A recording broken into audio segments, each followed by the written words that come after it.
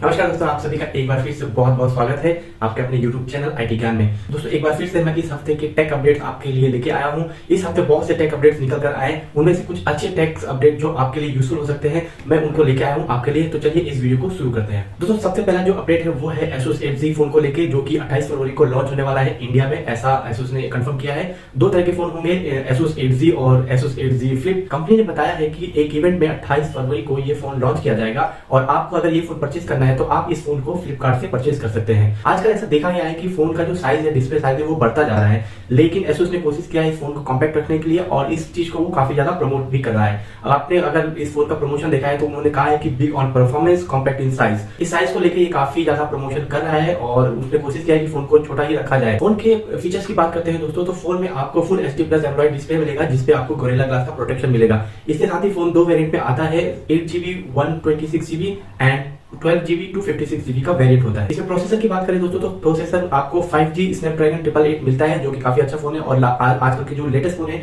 उसमें यही प्रोसेसर देखने को मिल रहा है। कैमरे की बात करें दोस्तों, तो कैमरा जो मेन कैमरा है वो 64 मेगापिक्सल का होगा और उसके साथ ही आपको 12 मेगापिक्सल का अल्ट्रा वाइड लेंस मिलेगा। और सेल्फी की बात करें दोस्तों, तो उसमें आपको 12 मेगापिक्सल का कैमरा दिया गया है, जो कि 4K 30fps और 1080p 60fps को सपोर्ट करता है। तो अगर आप ये फोन लेना चाहते हैं तो आप फ्लिपकार्ट पे चेक कर सकते हैं और इसके प्राइस के बारे में अभी डिटेल नहीं आया, एक बार लॉन्च हो जाए उसके बाद इसकी प्राइस की डिटेल भी आएगी। दोस्तों अगली अपडेट भी फोन को लेकर है, जो कि सैमसंग की तरफ से। सैमसंग ने एक नया फोन जो कि कहें काफी बजट या किफायती फोन लॉन्च किया है, सैमसंग गैलेक्सी A03। ये फोन आपको बहुत ही अच्छे प्राइस में मिलता है, करीब 10-12 हजार रुपए की रेंज में ये फोन आता है। और फोन की स्पेसिफिकेशन की बात करें तो इस फोन में आपको दो तरह के वेरिएंट मिलेंगे, जो कि 3GB होगा और एक होगा आपका 4GB। 3GB प्लस 32GB और 4GB प्लस 64GB। और प्राइस की बात करें तो आपको 10,500 से लेके 11,500 तक इसकी रेंज होने वाली है। और इसकी लॉन्चिंग की बात करें तो दोस्तों ये फोन 25 फरवरी को लॉन्च हो चुका है और इसमें आपको ऑक्टा कोर प्रोसेसर मिलता है, वायर्ड और ब्लूटूथ दोनों में डॉल्बी का सपोर्ट मिल जाता है, जो कि एक अच्छी बात है। और सैमसंग का ये फोन काफी सारे कलर्स में आता है, ब्लैक, ब्लू और रेड ऑप्शन में आ जाता है। अगर आप सैमसंग के फैन है और एक अच्छा फोन लेना चाहते हैं लेकिन कम प्राइस में लेना चाहते हैं या फिर किसी को गिफ्ट देना चाहते हैं तो आपके लिए ये फोन काफी अच्छा हो सकता है, आप इसे जरूर देख सकते हैं। और इसके साथ ही अगर बात करें इसमें जो आपको एंड्रॉइड मिलता है वो आपको एंड्रॉइड 11 मिलता है और उसके साथ ही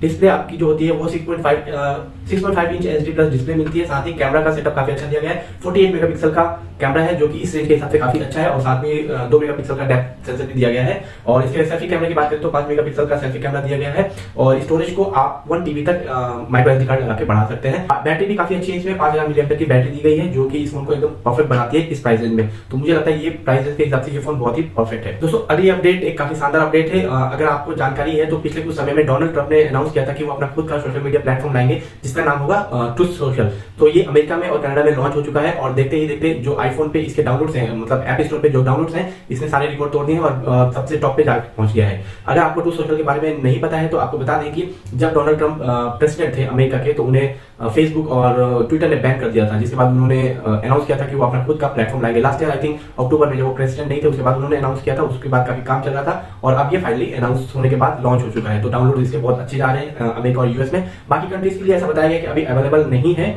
लेकिन आने वाले टाइम में सभी के लिए अवेलेबल हो जाएगा और आप इसमें कुछ भी शेयर कर सकते हैं, फोटोज, वीडियोस कुछ भी लिख सकते हैं और उसके साथ ही अपने लिंक वगैरह भी शेयर कर सकते हैं। एकदम परफेक्ट जैसा आप ट्विटर वगैरह यूज करते हैं उस तरह का होने वाला है। जब इंडिया में आएगा इसको टेस्ट करेंगे और ज्यादा फीचर्स के बारे में जानकारी मिलेगी। अभी तो ये जितना हमने पढ़ने को मिल रहा है उतने ही फीचर्स और उतनी जानकारी हमारे सामने आ रही है। तो अगली अपडेट है एप्पल की तरफ से। एप्पल की तरफ से कुछ ऐसी खबरें आ रही है कि मार्च 2022 तक एप्पल का अभी तक का सबसे सस्ता फोन मार्केट में आ सकता है, जो कि iPhone SE 3 है। iPhone SE 3, iPhone SE जो कि 2020 में आया था उसका सक्सेसर है और उससे कम प्राइस में आएगा। वो फोन करीब 35 से 40 हजार रुपए तक के बीच में था, लेकिन SE 3 जो आएगा उसका ऐसा बताया जा रहा है कि उसका स्टार्टिंग प्राइस शायद 22,000 तक हो सकता है, जो कि काफी नहीं बहुत अच्छी गुड न्यूज है एप्पल लवर के लिए। बहुत से लोग हैं जो एप्पल का फोन लेना चाहते हैं बट उसके हाई प्राइस होने की वजह से अफोर्ड नहीं कर पाते हैं। तो मुझे लगता है अगर अभी ये अनाउंसमेंट सही होती है, खबरें निकल कर आ रही है, अगर ये सही होती है तो बहुत सारे मेरे जैसे एप्पल लवर्स को एक मौका मिलेगा एप्पल का फोन लेने के लिए। तो ये बताया ऐसा जा रहा है कि जो इसका पहला फोन था SE जो कि 2020 में आया था, डिजाइन वैसा ही रहेगा ताकि एप्पल उसमें कॉस्ट कटिंग कर सके। और उसके साथ ही वेरिएंट की बात करें तो आपको 3GB 32GB का ऑप्शन मिलता है। उसके साथ ही ये फोन एक 5G फोन होगा और आपको इसमें 4.7 इंच का डिस्प्ले देखने को मिलेगा। मेन कैमरा 12 मेगापिक्सल का होगा, जो कि बहुत ही अच्छा होगा। अगर एप्पल की बात करें तो 12 मेगापिक्सल बहुत ही शानदार कैमरा होने को है। और अगर फ्रंट कैमरा की बात करें तो 8 मेगापिक्सल का कैमरा होगा। और एप्पल इसमें यूज कर रहा है A15 बायोनिक चिपसेट, जो कि आपको iPhone 13 में भी देखने को मिलती है, जो कि लेटेस्ट चिपसेट है। तो इस वजह से ये एक काफी अच्छी न्यूज है कि लेटेस्ट चिपसेट इसमें देखने को मिलेगा। मान लीजिए फोन सस्ता है, लेकिन इसकी जो हार्डवेयर है उसके साथ कॉम्प्रोमाइज नहीं किया जा रहा है। तो आपको जैसे मैंने बता दिया 22,000 तक इसकी कीमत हो सकती है, लेकिन एक बार जब आ जाएगा इसकी डिटेल ज्यादा पता चलेगी। दोस्तों अगली अपडेट है रेडमी को लेके। कंपनी ने अनाउंस किया है कि रेडमी नोट 11 प्रो और रेडमी नोट 11 प्रो प्लस जल्द ही इंडिया में लॉन्च होने वाले हैं। इससे पहले आपको बता दें कि रेडमी 11 और रेडमी 11S इंडिया में पहले ही लॉन्च हो चुके हैं, और रेडमी 11 जो सीरीज है वो चाइना में लास्ट ईयर लॉन्च हो चुकी थी। और आपको पता होगा कि आपने एक वीडियो में बात किया था, इस साल स्टार्टिंग में ही रेडमी 11 ग्लोबली लॉन्च हो चुका था। और अब इसी सीरीज में नोट 11 प्रो और नोट 11 प्रो प्लस इंडिया में आने वाले हैं। और अगर इसकी स्पेसिफिकेशन या फीचर्स की बात करें दोस्तों, तो आपको बता दें कि ये ग्लोबल वेरिएंट इंडिया में आ सकता है, जिसका display size 6.67 HD plus full Android display हो सकता है। और उसके साथ ही आपको मिल सकता है 120 हर्ट्ज का रिफ्रेश रेट, जो कि काफी अच्छा है, और गोरिल्ला ग्लास 5 का प्रोटेक्शन मिलता है। साथ ही आपको इसमें मिलता है मीडियाटेक हीलियो G96 चिपसेट, जो कि 5G चिपसेट है। और अगर वेरिएंट की बात करें तो 6GB 8GB वेरिएंट में मिलता है, जिसका स्टोरेज हो सकता है 64GB 128GB। कैमरे की बात करें तो इसमें क्वाड कैमरे का सेटअप दिया गया है, जिसमें से मेन कैमरा आपको 108 मेगापिक्सल का होगा, और इसमें 8 मेगापिक्सल का अल्ट्रा वाइड लेंस दिया गया है, 2 मेगापिक्सल का डेप्थ सेंसर दिया गया है, और उसके साथ ही 2 मेगापिक्सल का माइक्रो लेंस दिया गया है। फ्रंट कैमरे की बात करें तो 16 मेगापिक्सल का सेल्फी कैमरा दिया गया है। इसके बारे में हमने पहले डिस्कस किया था जब ये फोन लॉन्च हुआ था, कि इसके कैमरे के बारे में काफी अच्छे से, जब ये ग्लोबली लॉन्च हुआ था काफी अच्छे से प्रमोट किया गया था। और हमने इसका आपको बता दें कि ग्लोबली जो इवेंट था, जो लॉन्च हुआ था, वो भी लाइव देखा था। तो फोन तो काफी जबरदस्त है, इसमें कोई डाउट नहीं है। आपको अगर फोन में बैटरी की बात करें तो 5000 mAh की बैटरी मिलती है, जो सपोर्ट करता है 67 वॉट का चार्जिंग। और इसके साथ ही आपको इसमें आपको मिलता है Android 11 और MIUI 13 का जो अपडेट है वो भी आपको साथ में मिलेगा। अगर प्रो वर्जन की बात करें तो उसमें नॉर्मली तो सेम ही रहता है, पर इसमें आपको बता दें कि इसमें जो प्रोसेसर है वो स्नैपड्रैगन 695 दिया गया है, जो कि 5G कनेक्टिविटी को सपोर्ट करता है। और इसके साथ ही कैमरा सिस्टम में इसमें आपको 3 कैमरा दिए गए हैं। इसमें जो डेप्थ सेंसर है उसे हटा दिया गया है। प्राइस के बारे में बात करें तो अभी क्लियर तो कुछ पता नहीं है, लेकिन ऐसा कहा जा रहा है कि शायद 20K के आसपास रहेगा, क्योंकि इस रेंज में और इससे ऊपर पहले से रेडमी के फोन हैं, तो बहुत ज्यादा महंगा तो होने वाला नहीं है। 20-25 हजार के रेंज में हो सकता है, या अगर रेडमी कोशिश करे तो उसे भी कम हो सकता है। तो अगली खबर है माइक्रोसॉफ्ट की तरफ से, जो कि काफी इंटरेस्टिंग न्यूज है। माइक्रोसॉफ्ट ने कंफर्म कर दिया है कि अगर आप अपना कोई भी वन ड्राइव सिंक करते हैं आपके सिस्टम से, वन ड्राइव फॉर बिजनेस या वन ड्राइव, या फिर कोई फाइल डाउनलोड करते हैं वन ड्राइव से, और उसके बाद अगर कभी आप फ्यूचर में सिस्टम को रीसेट करते हैं, रीसेट एवरीथिंग जो आप सेलेक्ट करते हैं फॉर्मेटिंग के टाइम, उसके बाद भी कुछ फाइल आपके सिस्टम में रह सकती है। Windows.os नाम के जो फोल्डर होता है उसमें कुछ फाइल्स रह सकती हैं। तो इसे माइक्रोसॉफ्ट ने कंफर्म कर दिया, हाँ ऐसा एक ग्लिच उनको देखने को मिला है। लेकिन साथ में उन्होंने ये भी बताया कि अगर आप ऑनलाइन वन ड्राइव यूज करते हैं, one drive for business online use करते हैं, तब आपके साथ ये समस्या नहीं आने वाली है। और उन्होंने अभी एक वर्क अराउंड दिया है कि अगर आपको अभी कोई पीसी फॉर्मेट करना है तो आप पहले वन ड्राइव या वन ड्राइव फॉर बिजनेस को अनलिंक कर दीजिए, और अनलिंक करने के बाद ही आप उसे फॉर्मेट करिए, इससे आपका प्रॉब्लम सॉल्व हो जाएगा।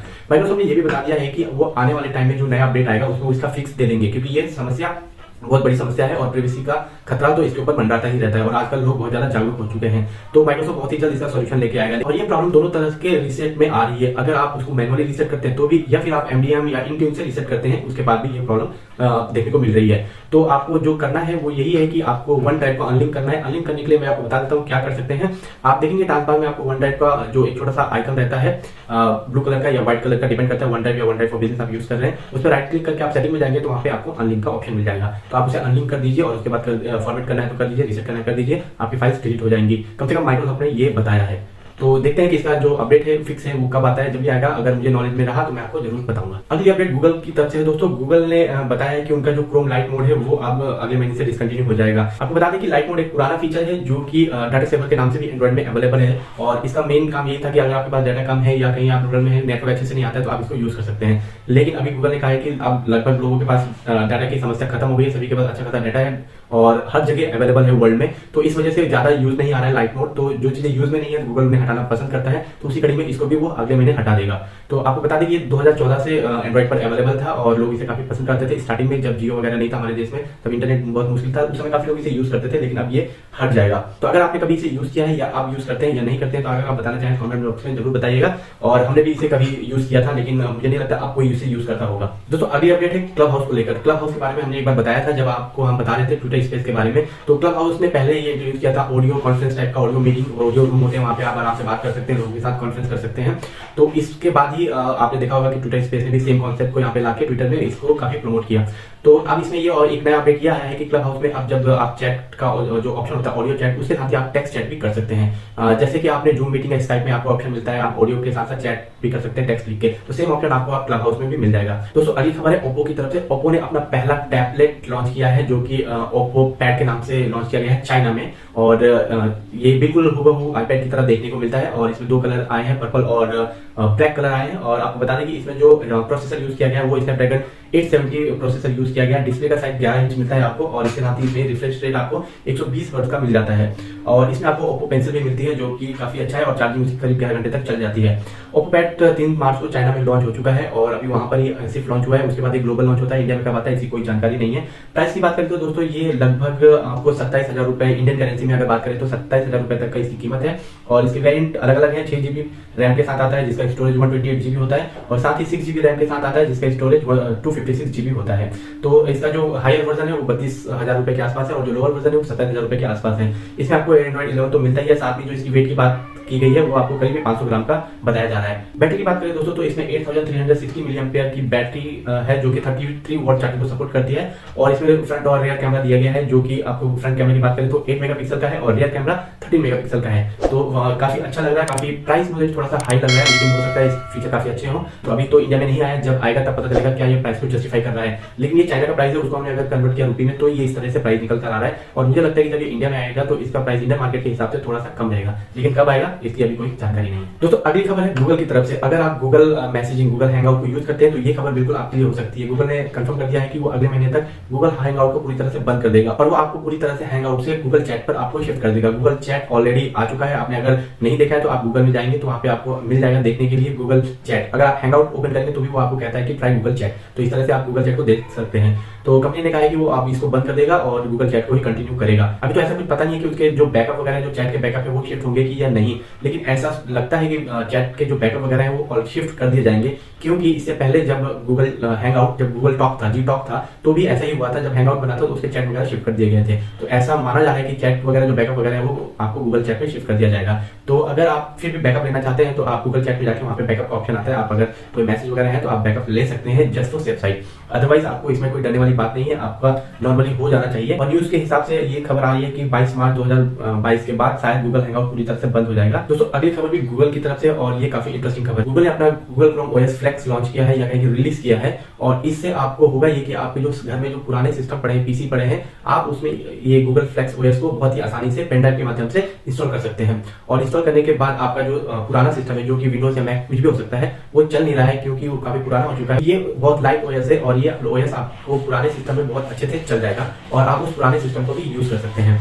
और आपको बता दें कि जो गूगल का ओरिजिनल क्रोमबुक में जो क्रोम ओएस आता है उससे ये सिर्फ इस फीचर पे अलग है कि इसमें आपको गूगल प्ले स्टोर का सपोर्ट नहीं मिलता है और क्रोम ओएस में आपको प्ले स्टोर का सपोर्ट मिलता है और बाकी कुछ भी चेंजेस नहीं है। बाकी इसका लुक एंड फील सब कुछ बिल्कुल सेम है। और हाल ही में गूगल ने अनाउंस किया है इस ओएस के बारे में और काफी इंटरेस्टिंग है। अगर आप इसे देखना चाहते हैं तो आप एक्सटेंशन डाउनलोड कर सकते हैं और वहां से इसे पेन ड्राइव में कॉपी कर सकते हैं। और आपको अगर चेक करना है तो आपको इसे इंस्टॉल करने की भी जरूरत नहीं है। आप पेन ड्राइव में इसे जब आप गूगल क्रोम से इंस्टॉल या कॉपी करेंगे तो आप उसको पेन ड्राइव से बूट कराइए और आपको सारा का सारा जो इंटरफेस है वैसा ही दिख जाएगा। और वहाँ पे 2 ऑप्शन मिलते हैं आपको, या तो इंस्टॉल करने के या टेस्ट करने के लिए। टेस्ट करने के लिए आपको इंस्टॉल करने की जरूरत नहीं है, आप टेस्ट पे क्लिक करिए और वो आपको पेन ड्राइव के थ्रू से पूरा का पूरा आपका जो सिस्टम है पूरा क्रोम ओएस की तरह हो जाएगा और वो चलेगा। आप उसे चेक करिए, अगर आपको पसंद आता है तो आप इसे बाद में इंस्टॉल कर सकते हैं। तो गूगल ऐसा चाहता भी है कि क्रोम ओएस को लोग ज्यादा से ज्यादा यूज करें, लेकिन अभी ये सिर्फ क्रोम बुक के साथ आता है, लेकिन ऐसे नहीं आता था। लेकिन अब जो क्रोम ओएस फ्लेक्स आया है इससे आप अपने विंडोज और मैक पीसी को क्रोम की तरह बना सकते हैं, इसे यूज कर सकते हैं। इससे गूगल का फायदा होगा और आपका भी फायदा होगा। आपके पुराने सिस्टम जो आप फेंकने वाले थे, जो आप यूज नहीं करना चाहते थे, आप उनको फिर से यूज कर सकते हैं। क्रोम ओएस फ्लेक्स को इंस्टॉल करने की मिनिमम रिक्वायरमेंट भी बहुत कम है। आपको 4GB की रैम होना चाहिए और